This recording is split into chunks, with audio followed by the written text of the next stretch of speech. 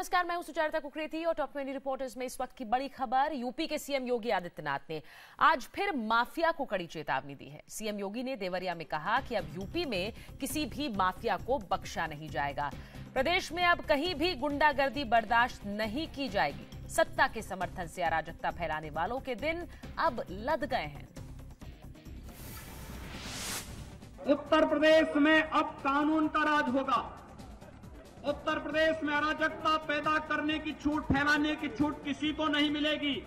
और सत्ता के संरक्षण में अब तक जिन लोगों ने आम जनमानस के पर यहां उत्तर प्रदेश के अंदर यहां जुल्म ढाए हैं, जिन्होंने जमीनों पर कब्जा करके गरीब जनता के हक को मारने का प्रयास किया है, उनके दिल लग चुके हैं। भटनी और आदि चीनी मिलों को जो औने पौने दाम पर बेची गई हैं, हम उसकी पूरी रिपोर्ट तलब कर रहे हैं और इस मामले में इन संपत्तियों को औने पौने दाम पर बेचने वाले लोगों के खिलाफ आने वाले समय में सख्त कार्रवाई की जाएगी। जिन्होंने यहां के किसानों के साथ खिलवाड़ किया है, उन लोगों को किसी भी स्थिति में उत्तर प्रदेश की सरकार बख्शेगी नहीं।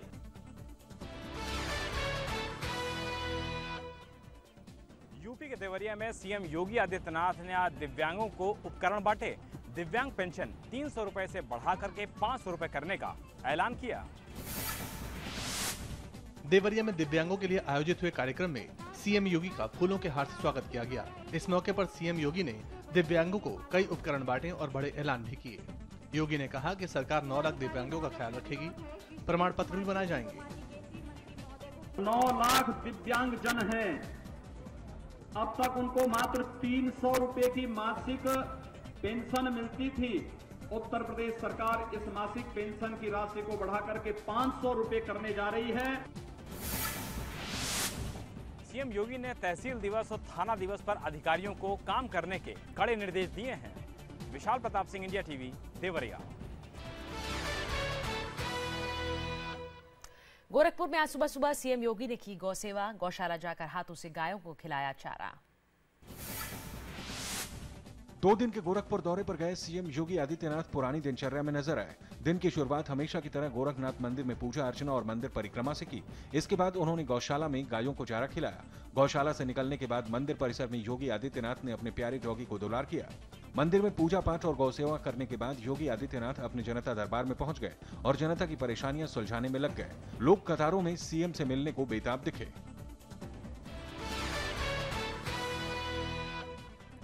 2 दिनों के दौरे पर मुख्यमंत्री योगी आदित्यनाथ इस समय गोरखपुर में हैं और पूर्वांचल के जितने भी लोग हैं वो अपने आप में यहाँ पहुंचे हुए हैं अपनी परेशानी को लेकर, अपनी दिक्कतों को लेकर के। और गोरक्ष मंदिर के बाहर, ठीक गेट के बाहर किस तरीके से लोगों का हुजूम है, आप विजुअल्स को देखकर के अंदाजा लगा सकते हैं कि जो जनता दरबार लखनऊ यानी कि 5 कालीदास मार्ग यानी कि मुख्यमंत्री के सरकारी आवास पर लगा करता था, वो हुजूम, वो लोग, वो महिलाएं, वो पुरुष, वो बच्चे, वो अपनी परेशानियाँ लेकर के इस समय मौजूद हैं गोरखपुर में। गोरखपुर प्राइवेट बस एसोसिएशन से आए हैं।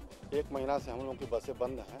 उसी सिलसिले में महाराज जी को हम लोग दिए थे अपना एप्लीकेशन। हमारा भाई ये जम्मू कश्मीर से छुट्टी पे आ रहा था और ये बीच में ही मालकिन होटल में रुके और बीच में ये 4था साल है। गोरखपुर में आज निर्दलीय विधायक अमन मणि त्रिपाठी ने सीएम योगी से मुलाकात की। कहा, सीएम योगी कहेंगे तो वो बीजेपी में शामिल हो जाएंगे। पत्नी की हत्या के आरोपी और महाराजगंज के नौतनवा से निर्दलीय विधायक अमन मणि त्रिपाठी ने आज सीएम योगी से मुलाकात की। लेकिन इस मुलाकात के बाद कयास लगे कि अमन मणि बीजेपी में शामिल हो सकते हैं, तो अमन मणि ने भी कह दिया कि योगी जी कहेंगे तो आदेश मानेंगे। महाराज जी हमारे गार्जियन हैं और जो महाराज जी का आदेश होगा वो अंतिम होगा। तो मतलब आप बीजेपी की तरफ आ रहे हैं? महाराज जी का आदेश अंतिम है। अरे महाराज जी ने बुलाया तो आ जाएंगे? क्यों नहीं, जो महाराज जी कहेंगे वो हम करेंगे। कल अमन मणि त्रिपाठी गोरखपुर यूनिवर्सिटी के कार्यक्रम में सीएम योगी आदित्यनाथ के साथ मंच पर दिखे थे, जिस पर सियासत हुई तो आज बीजेपी ने जवाब दिया। वो एक विधायक भी हैं और जब विधायक मिल रहे हैं सब, तो वो भी उस क्रम में मिलने आए थे।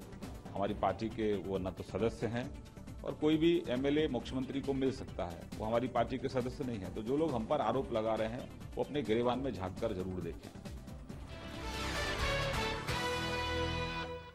बड़ी खबर, श्रीनगर में बीजेपी के राष्ट्रीय महासचिव राम माधव और जम्मू कश्मीर की सीएम महबूबा मुफ्ती की बैठक खत्म हो गई है। राम माधव आज ही श्रीनगर पहुंचे थे। सूत्रों के मुताबिक इस मीटिंग में बीजेपी और पीडीपी में बढ़े गतिरोध दूर करने की कोशिश की गई है। हालांकि बीजेपी ने किसी गतिरोध से इनकार किया है। जम्मू कश्मीर में बीजेपी और पीडीपी के बीच बढ़े गतिरोध को दूर करने के लिए बीजेपी के राष्ट्रीय महासचिव राम माधव आज सीएम महबूबा मुफ्ती से मिलने के लिए श्रीनगर पहुंचे। केंद्र सरकार ने अलगाववादियों से बातचीत करने का पीडीपी का प्रस्ताव नकार दिया है, जिसके बाद बीजेपी और पीडीपी में गतिरोध बढ़ गया है। बीजेपी ने राष्ट्रीय महासचिव राम माधव को श्रीनगर भेजा है। राम माधव सीएम महबूबा मुफ्ती से मुलाकात कर राय स्पष्ट करेंगे। हालांकि बीजेपी ने गतिरोध से इनकार कर दिया है। कोई अनबन है? नहीं, यदि आपको कोई दिखती है तो आप बताइए। व्यक्तिगत विषय है, इसका उत्तर देने की स्थिति में मैं नहीं हूँ।